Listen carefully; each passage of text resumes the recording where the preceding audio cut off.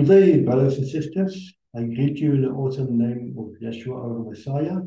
And I want to say to you that our Father loves you very much. But our Father is a righteous Elohim. He is forgiven. And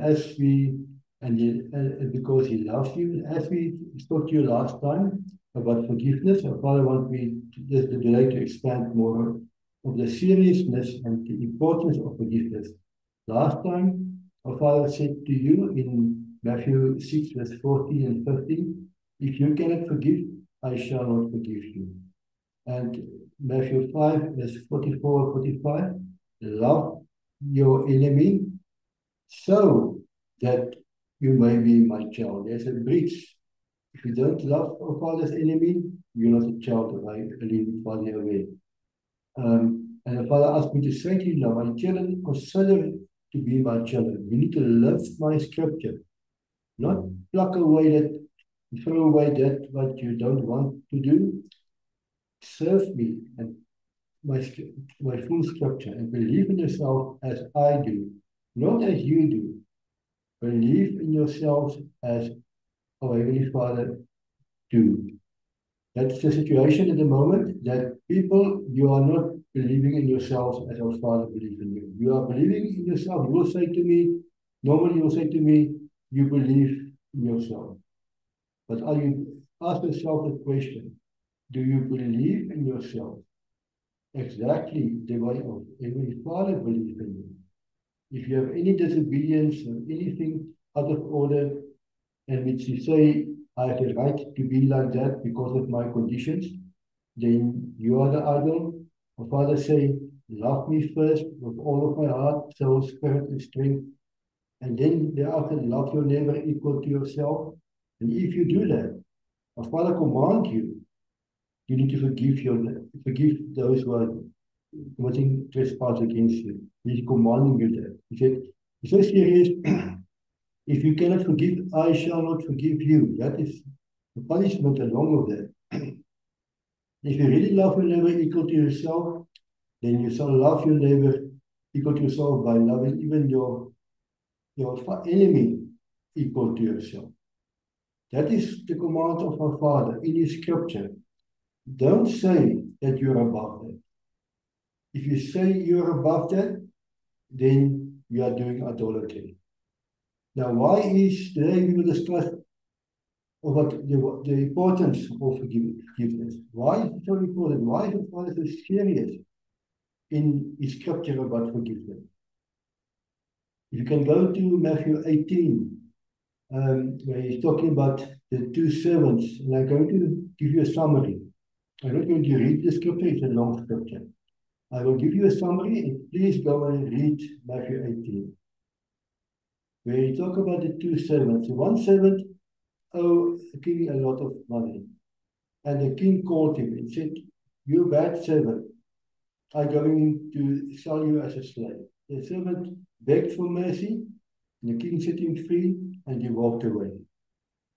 Then he found another servant, and the servant owed him a little bit of money, and he threw him into jail.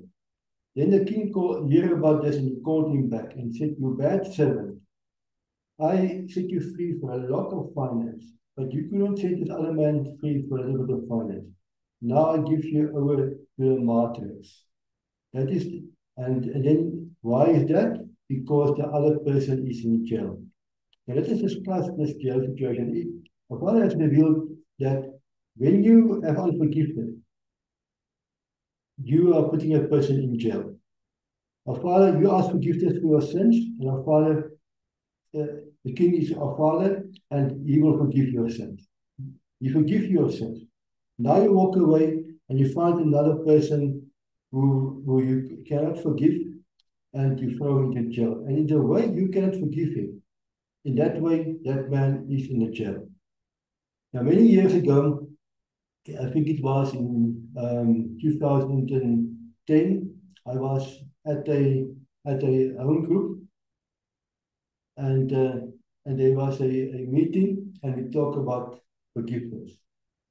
And there was a murder happened the previous week of a young lady that was raped and killed, and maybe some of you still remember, it was in all the newspapers, hands were cut off, and until today they could not find her and not even find her murderer. But the next week I was in Pretoria, where it happened in the east side of Pretoria, at the home group. And at the time of coffee time, they were talking about me. And our Heavenly Father told me, tell them they need to forgive this murderer. And the biggest guy, almost the biggest guy, came to me and said to me, Agnes, how can you ask me to forgive this man? If I find this man, I will give him a slow death. Then our Father said, and please listen to this word. He said to this person, if you cannot forgive, then if you cannot forgive this man, then you are part of the next murder this man commit. Now, why did our Father draw this setting? Think of yourself. You are the servant that asked for forgiveness for your sins, and our Father has forgiven you. Now you walk away and you find the situation of this man that has murdered a person and raped the person. It is bad. Nobody says it's good. But by that action of unforgiveness, you put that man into a jail. And that man, our Father wants to change him. You want to redeem him. You want him to stop murdering people. But your unforgiveness is placing him into a jail of murdering and raping and stealing, or Father now add, and whatever you can add to that. Now, because of you putting him there, you are part of the next murder, the next rape, the next stealing, or the next corruption, or whatever you can think of, that person commit, because you keep him there with your unforgiveness. Spiritually, you bound that person into a jail. And we will talk next week about judgment as well, and there's also spiritual effects there as well. You will hear. But that's the seriousness of unforgiveness, brothers and sisters. And South Africa, I'm talking now to you and also to every country in the world, but specifically to you, South Africa. Our Father wants us to love each other. The hatred of the past needs to stop, needs to be kept away. We want you to overcome. We want national reconciliation, the Yahshua culture and reconciliation. But you are stubborn. You are servants of Satan because you cannot forgive. You cannot let the past go away. Because scriptures say, as I said in the previous video, that if you cannot leave the past behind, you cannot enter the kingdom of Yahshua. That is Luke 9, verse 62. So South Africa and every country in Africa and throughout this world, you shall need to forgive, is the words of Father add now to me. You need to forgive for us, for our Father to keep control of this country and other countries as well. Revival cannot come because of the unforgiven status of the people of South Africa. You are bonding each other. You are bonding each other. Our Father asked me to say another time. So please stop that. And listen now to the sowing and reaping principle of unforgiveness.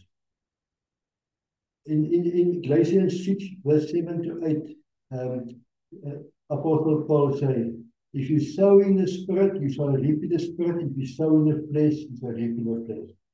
Let's say I sow in the flesh unforgiveness towards a murderer or a rapist or a thief. What is the reaping principle of that? I open the door, spiritually, I open the door for Satan to send somebody to my home, to steal, to murder, and to rape. Because I have opened the door, not the murderer, the thief, or the rapist. The open door comes from my side. Now people, how many of you are opening your doors? How many of you are the reason that they're stealing in your home? Somebody came and stole something in your home, and somebody has murdered, or somebody has been kidnapped, I hear now, and raped. because of your unforgiveness. It is time to understand the spiritual war we are within. Satan cannot destroy anything around us if you don't allow it to happen. By your judgment and your unforgiveness, by your illicit ways, of Father now say, when you're doing disobedient ways and illicit ways, you open the door for Satan to enter to come and steal from your own. Stop that, of Father asks me to say. Step away from that and walk forward, excuse me, being his truthful warriors. He is in need of warriors. He's not in need of those who are mild and cold Christians. He's in need of those that is seriously serving him. As he says in Revelation 3 verse 18, buy from me gold refined through fire. He's looking for those who are willing to endure and to overcome. How do you overcome? 8 times he's saying in scripture, those who overcome, those who overcome, those who overcome. If somebody is giving me a clap,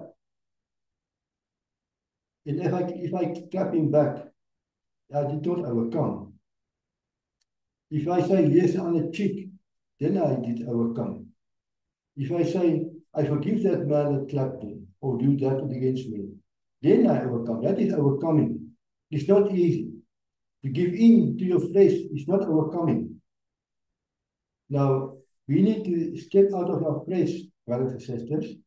Our flesh wants to fight with the enemy. Our flesh wants to give open doors for the enemy to enter.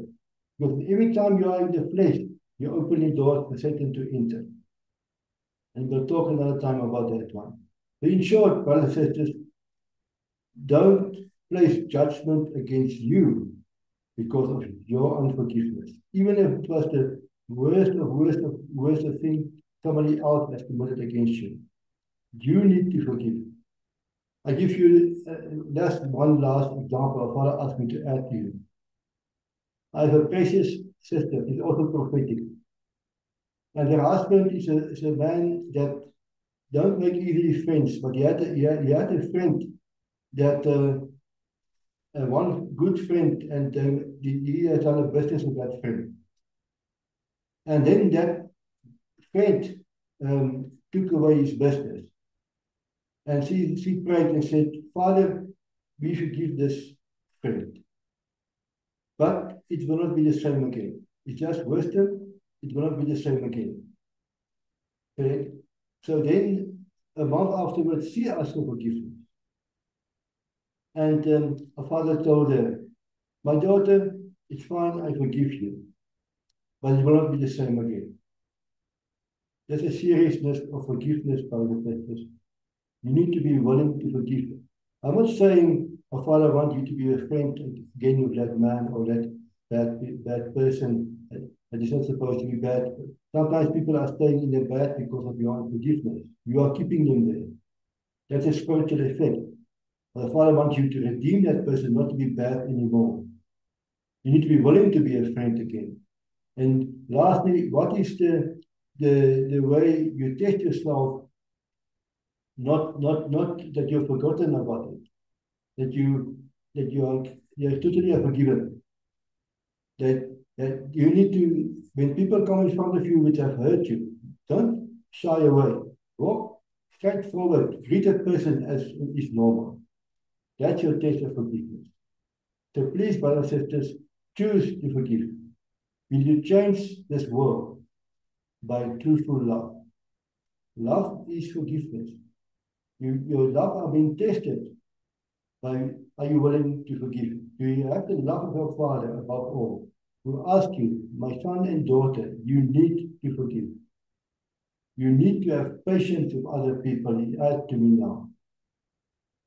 You need to, there where you stand, there where you sit, there where you listen, you need to ask forgiveness to him, where you did not have forgiveness for other people in the past. Where you were stubborn to forgive. It's time to leave forgiveness behind, because unforgiveness is serving Satan. As scripture says in Romans 6 verse 16, the one you serve, those one you are the servant of. Now, who wants unforgiveness? Satan. Who wants forgiveness? Our Father. Now, if you have any unforgiveness, then you are the servant of Satan. You must know it. And then, if you don't want to be a servant of Satan, then choose to forgive and repent from our Father your unforgiveness. Thank you very much, and be blessed, and know that our Father loves you very much, and know that I love you equal to myself. Be blessed.